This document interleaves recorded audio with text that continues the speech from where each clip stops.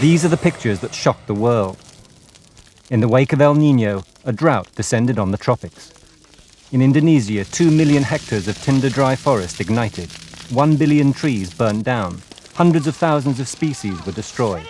Fires in Indonesia, Brazil, and Central America warned of the end of the great tropical forests. The United Nations Environment Programme said the fires were the ecological catastrophe of the decade. Forest fires in tropical forests used to be an unknown phenomenon. If you have an extensive tropical forest area, that forest area under normal circumstances is not prone to fires. This is the reason why, for example, tropical forest plants are not fire resistant. The reason why these forest fires have started was a direct consequence of the fragmentation, particularly through timber exploitation, a lot of debris and dead wood and branches lying around, combined with a change of microclimate and probably also years of El Niño. The World Wildlife Fund estimates the fires have cost Indonesia $4.5 billion. The haze added to rising anger over President Suharto's corrupt dealings in the timber and palm plantations industry. Corruption at this level has made the public despair of government's commitment to safeguarding the Earth's forests. Today's Earth report finds out if it'll be the fate of the remaining forest cover to fall before the torch and the chainsaw. In Africa, 40,000 square kilometers of original forest are lost every year. The southwest corner of Cameroon in West Africa is covered by lush tropical forest. But it's being torn down. For the international logging industry, it's bonanza time.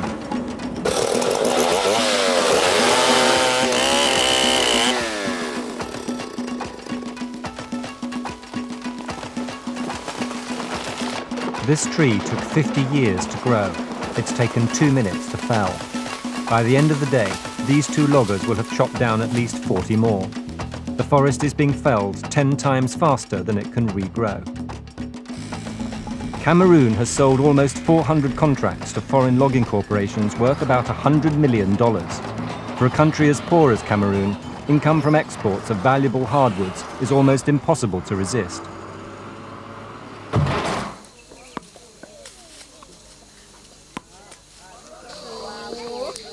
In the front line are the indigenous forest people. The Baka pygmies are powerless in the face of the men with the checkbooks and the chainsaws. The forest is being pushed further and further away. I have to go further for firewood and to find bushmeat. Worse still, men come from the villages and try to move us out. The Baka way of life is threatened with extinction. The authorities offer new housing, but the Baka feel betrayed as they see their forest environment sold out to foreign interests. Indigenous forest people around the world are sharing the same fate as the Baka. Their rights are recognized on paper, but so often ignored in fact. Guyana, on the northern tip of Latin America's Caribbean coast, is a prime target of commercial logging interests. It's burdened with the world's second largest per capita national debt. To clear this debt, Guyana says it's forced to sell off its forests.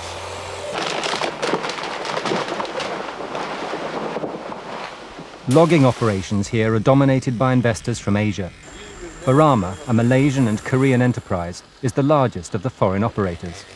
Its huge concession is almost half the size of Belgium, but there's been scant return to Guyana. Just $30,000 was reportedly paid for millions of dollars worth of timber in the first year of operation.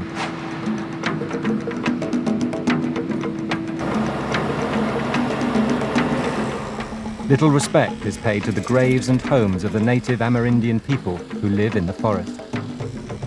The Barama parent company had been operating in Malaysia, in Sarawak to be specific, and they had been responsible in that country for the deforestation, devastation, taking away of the land of the indigenous people in that area. And the Amerindians have been occupying this area for the longest while, but then suddenly you find a company has been granted concession where these people have been living. So they have virtually been made foreigners in their own land. And that certainly is not a good position to start from if you want to coexist happily with somebody. But Barama doesn't see respecting their rights as its problem. We make the contract, the sign with the government, But the indigenous people's land titles entirely belong to the government's matters. It's no relation with us. It's the big capitalists, what somebody called the new sultans. They're the capitalists who are looking for new ways to get quick return on their investment, and like a tree is just an easy dollars. They have found a little organic gold mine in the trees here, and that's what they're mining now. They're not concerned for the environment here. Guyana have been, I think, very easy victims. They are very naive in this country as far as use of their resources. About 300 million people, more than live in the United States, are directly dependent on forests for food and medicines. But not only are the forests shrinking, the number of people occupying them is growing. In Central America, a dramatic migration of newcomers is underway. Unlike traditional forest people, these migrants lack the knowledge to use the forest sustainably.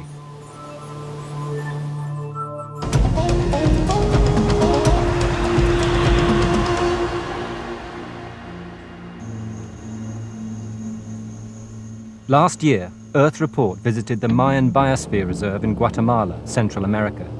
Shared with Belize, these 60,000 hectares are sanctuary to over 65 endangered species and spectacular Mayan architecture.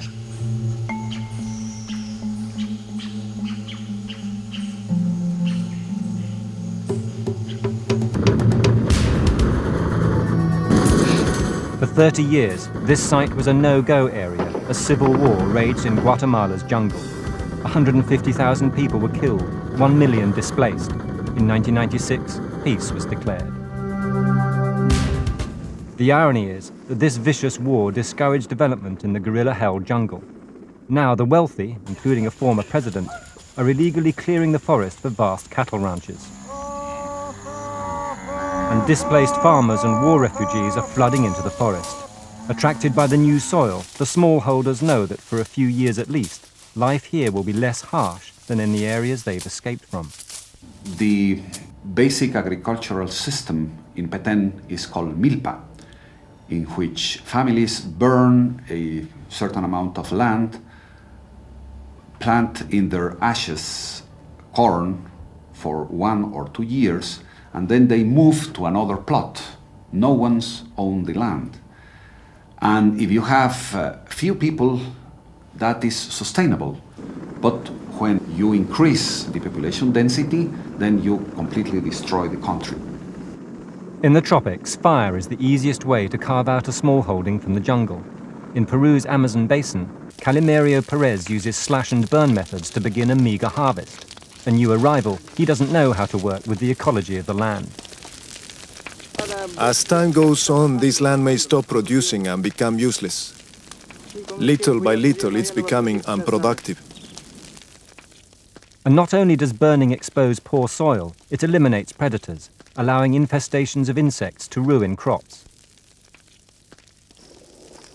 Many argue that the incentive to use the land more sustainably boils down to world crop prices and import quotas set by the rich countries.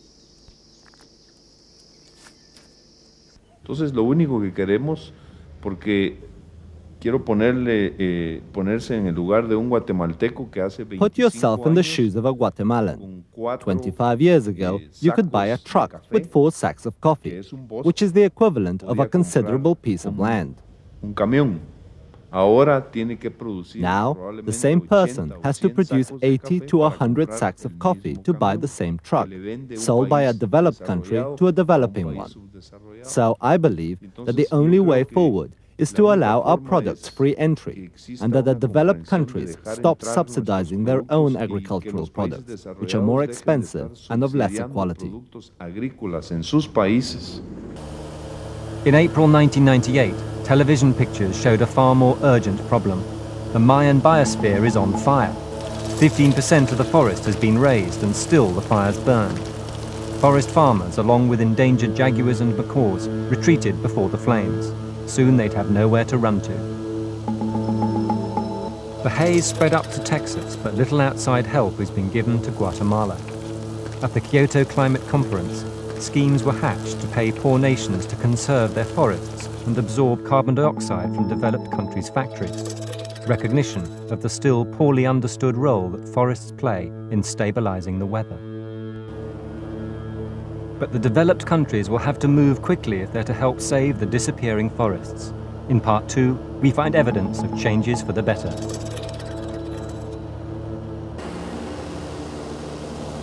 At the 1992 Rio Earth Summit, some developing nations refused to take part in a forest convention. What happens to a nation's forest, they said, is not the business of other governments. Since the conference, 70 million hectares of unprotected forests have been cleared. What's called degradation by some is a livelihood to others and a fortune to the unscrupulous few. The challenge is to provide commercial incentives for preserving the world's renewable assets. This herbal medicine market in Sri Lanka's capital, Colombo, may be one. Sri Lankans have as much confidence in their herbal formulas as in Western medicine. The demand is enormous. But many of Colombo's medicinal plants are poached from the north, from the Mount Ritigala Nature Reserve. Ritigala has been harvested for its rare herbs for centuries. Many of these plants are unknown to Western medicine. Unless they're protected, potential mass-market cures for the world's diseases may vanish forever. Reverend Chandra Ratna says these precious plants face extinction. With help from development agencies, he established the Ritiko project. Its aim is to develop ways of earning a living which don't waste the reserve's rare species.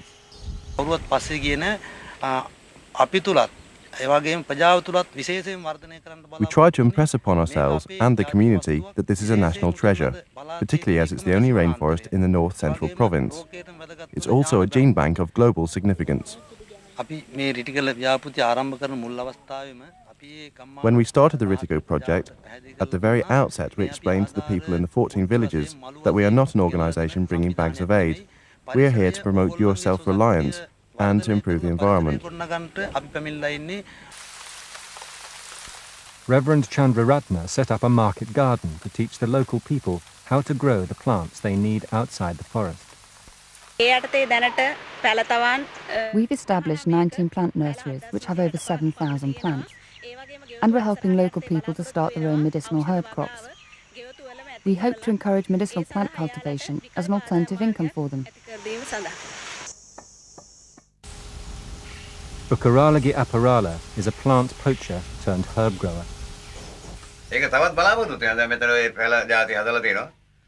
I have various plants here. There's everything.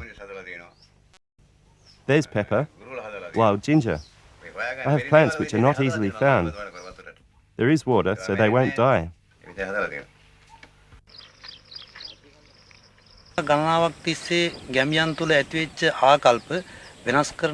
Changing attitudes developed over generations is not as easy as, say, launching a development project to construct a new building.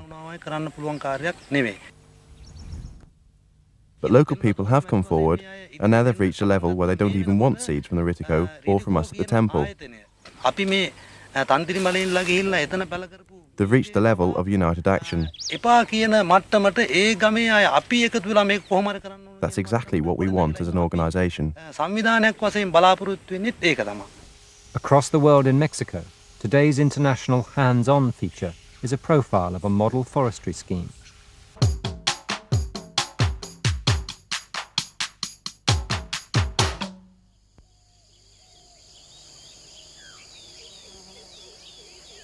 Here, in the ancient heartlands of the Mayan civilization, Hands-On finds out how the British Department for International Development is working with poor communities to safeguard their tropical forests. There are few ways for people to earn a living. Most are subsistence farmers and foresters, and unless the forests become more productive, they are likely to be burned to create farmland. The people who live within the forest or around the forest, they are the ones who really clear the forests. So if there is enough incentive for them to conserve the forest, they will conserve it.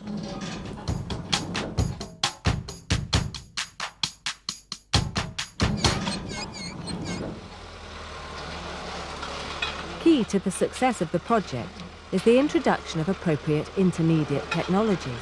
Intermediate technology which can be managed within the local context is absolutely important. What we have introduced is 100% mechanical. Repair works can be done locally and the downtime is reduced considerably.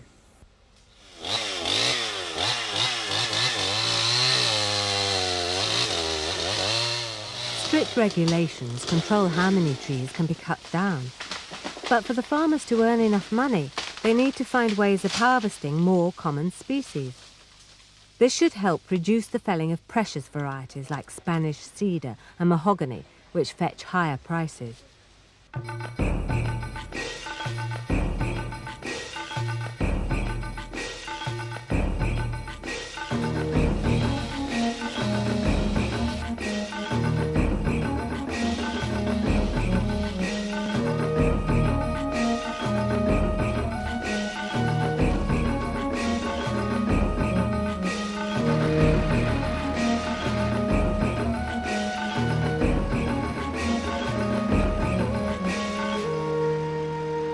Bueno, su mantenimiento es muy sencillo, es muy práctico. Sí, como podemos ver, it's cheap to maintain, it's all mechanical, and we can deal with it ourselves. No hay nada hidráulico, todo es mecánico. Replanting is critical. Francisco Ferral can plant up to 100 seeds a day. They take 6 months to grow into seedlings which are ready to plant. For every tree felled, around 5 saplings are planted. Last year, 25,000 trees were planted in this forest alone. All have a good chance of survival. Access to and from the forests is also important. You know that lots of forests, even now, they are burning, and there's no access apart from dropping people with helicopters. That's a very expensive exercise.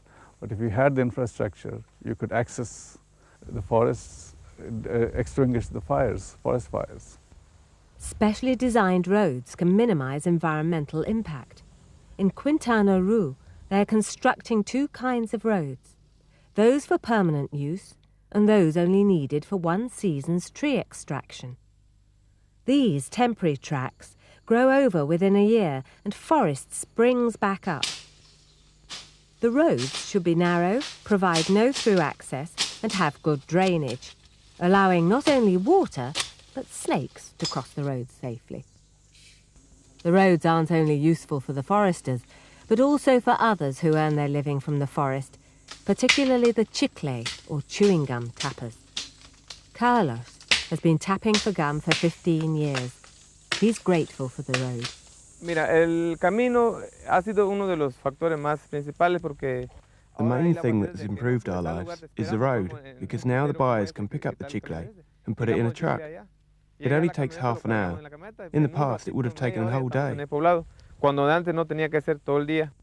If you want to know more about the technologies and methods featured in Forest of the Future, please contact Hands On.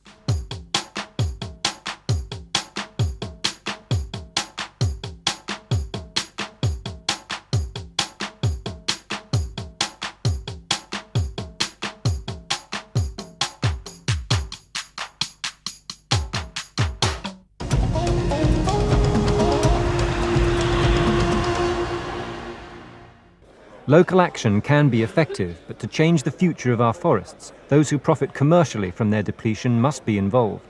We may be facing economic difficulties over the next years, both nationally and internationally, but we cannot relax, we cannot reduce the importance of paying attention to the management of the sources of the raw materials for the forest industry. If we do, the social and environmental impacts will come back to haunt us. The Forest Stewardship Council provides an independent global guarantee that timber comes from forests where sustainable extraction doesn't threaten wildlife or indigenous peoples. They award certificates to companies which log sustainably. Just 8 million hectares is certified, but it's a start. In California, the Big Creek Timber Company has the FSC seal of approval. Oh, I guess we've been operating on this tract of land for about 30 years. So we've really had 3 harvests here. The idea being that you move around the forest selectively, picking a tree here, a tree there, to promote the growth of the trees that you leave behind and make sure that the young trees get enough ample sunlight to continue growth.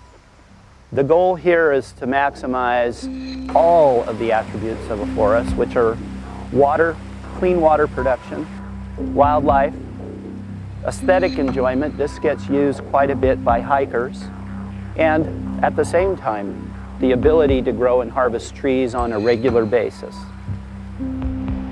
In San Francisco, one sawmill owner is gambling on certification's consumer appeal. It costs him more to harvest sustainably, but he's taking a long-term view. As I look to the future, I think that given a choice, consumers will choose to purchase environmentally sensitive wood that you can prove was produced in an environmentally correct manner. Now, those markets are not here yet, but we truly believe that in the future they will be. And the way I see the future of this industry is that market share is going to be king, and those who have market share will survive, and those that don't have a niche are going to be in trouble. Certification is good business. And manufacturers are starting to like the feel-good felling. 70% of the wood used in this furniture factory is certified. When we buy certified wood, we're involved in something called chain of custody, which means that we don't misrepresent ourselves. If we say that wood is certified, it's actually certified. Good certification practice means that they're only foresting as much of the forest as can be replenished in the natural cycle, which is basically about a 100-year basis. As a manufacturer, it's obvious to us. I mean, we know what's going on. When manufacturers say, well, you know, I didn't know what was going on, they're full of it, you know. I mean, basically, they're lying, you know. We know what's going on. We are responsible when we're spending energy, when we're using resources. I mean, the resources don't belong to us. We control them. They belong to everyone. Throughout North America and Europe, major timber and DIY chains are now offering certified wood. They believe their consumers can pay the higher prices for a clear conscience. Even so, plenty of the West's landowners still say they can't afford to change their methods. These campaigners in London are demonstrating against the clearance of temperate rainforests in Canada.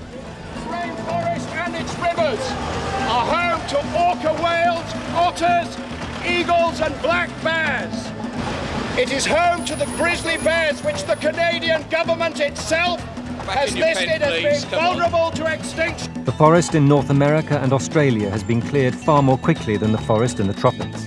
That's partly why governments of tropical forest nations are irritated by Western environmental pressure. Consumer power can be an important factor in societies where you have a relatively high level of awareness. Because consumer power without awareness and without information is no power. I believe it. A relevant question will be whether consumer power will start becoming an important factor in Southeast Asian economies, which are, of course, huge economies with very large amounts of consumers.